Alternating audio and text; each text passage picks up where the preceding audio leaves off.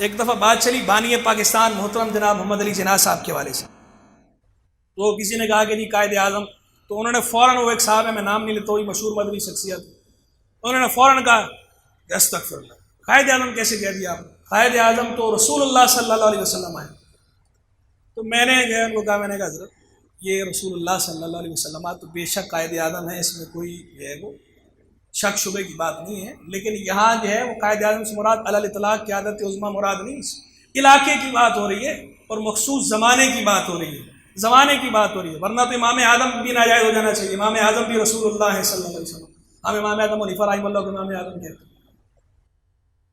تو اس پر انہوں نے کہا کہ اچھا چلو، اگر جو ہے وہ علاقے کی اور زمانے کی بات ہے تو اس زمانے میں اعلیٰ حضرت تھے، علاقہ ہندوستان اور جو ہے وہ زمانہ اعلیٰ حضرت قائد اعظم تھے، اعلیٰ حضرت قائد اعظم تھے۔ تو میں نے ان سے کہا کہ حضرت بات دراصل یہ ہے کہ اعلیٰ حضرت بے شک قائد اعظم ہے ہمارے، ہم ان کو مانتے ہیں، لیکن یہ جو القاب ہوتے ہیں، القاب کے بارے میں ہمیں ضابطہ معلوم ہونا چاہیے کہ القاب کا ضابطہ کیا ہے۔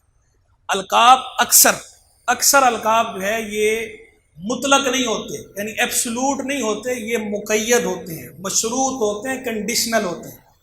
القاب کے اندر 3 قیود ملحوظ ہوتی ہیں۔ کتنی؟ 3 قیود ملحوظ ہوتی ہیں، ایک عصر، دوسری مصر، تیسری جہت۔ عصر معنی زمانہ، مصر معنی علاقہ، اور جہت یعنی حیثیت۔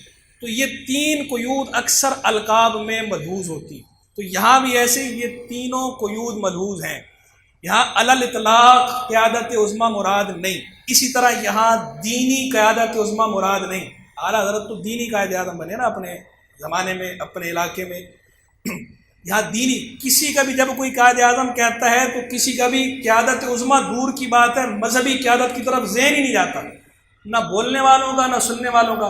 بھئی جناح صاحب کو مذہبی قائد کون کہتا ہے؟ کوئی کہتا ہے کہ جناح صاحب مذہبی قائد تھے، بہت بڑے علامہ تھے، فہامہ تھے، یا اپنے زمانے کے کوئی غوث تھے، کتب تھے؟ یہ کہتا ہے؟ کوئی بھی نہیں کہتا۔ تو ان کی قیادت سے مراد جو ہے وہ سیاسی قیادت مراد ہے۔ تو یہاں 3 عصر، مصر، جہت۔ عصر یعنی وہ جو تحریک پاکستان کا زمانہ تھا، اس زمانے میں مصر بر صغیر پاک و ہند سب کانٹیننٹ، اس علاقے میں، اور جہت حیثیت یعنی تحریک پاکستان کے معاملے میں، تحریک پاکستان کے میدان میں سیاسی سطح پر مسلمانوں کی نمائندگی کرنے کے معاملے میں، یہ حیثیت، یہ جہت، اس جہت سے وہ قائد اعظم ہے۔ اور اس میں کوئی دو رائے نہیں کہ تحریک پاکستان کے زمانے میں بر صغیر پاک و ہند کے اندر سیاسی سطح پر مسلمانوں کے سب سے بڑے نمائندے بھی ہیں محترم محمد علی جناح صاحب ہی تھے۔ اب یہ القاب بالکل، لقب جو ہے شرعاً بالکل درست ہے، اس میں کوئی شرعی گرفت نہیں ہے۔ اور اگر اسی طرح کے سطحی اعتراضات کر کے آپ نے القاب پہ گرفت کرنی ہے تو پھر اعلیٰ حضرت کو اعلیٰ حضرت کہنا جائز نہیں رہے گا، امام اعظم کو امام اعظم کہنا جائز نہیں رہے گا، صدر الشریعہ کو صدر الشریعہ کہنا جائز نہیں رہے گا، تاج الشریعہ کو تاج الشریعہ کہنا جائز نہیں رہے گا۔ تو جس طرح یہ سارے القاب جائز ہیں، اسی طرح قائد اعظم کہنا بھی محمد علی جناح صاحب کو بالکل جائز ہے، اس میں کسی قسم کی کوئی شرعی قباحت نہیں ہے۔ تو یہ میں نے آپ کو ضابطہ بھی سمجھا دیا ہے۔ ہمارے پاس باقاعدہ اس کا جو ہے استفتاء بھی آیا تھا، اور دارالفتاء صاحب نے باقاعدہ تحریری فتویٰ بھی جاری کیا تھا ڈیٹیل میں اس پر، اس کے جواز پر۔ تو یہ جائز ہے۔ ہاں زیادہ سے زیادہ یہ ہے اگر آپ کا دل نہیں مانتا آپ نہ کہیں، لیکن جو کہہ رہے ہیں آپ ان پہ اعتراض نہ کریں۔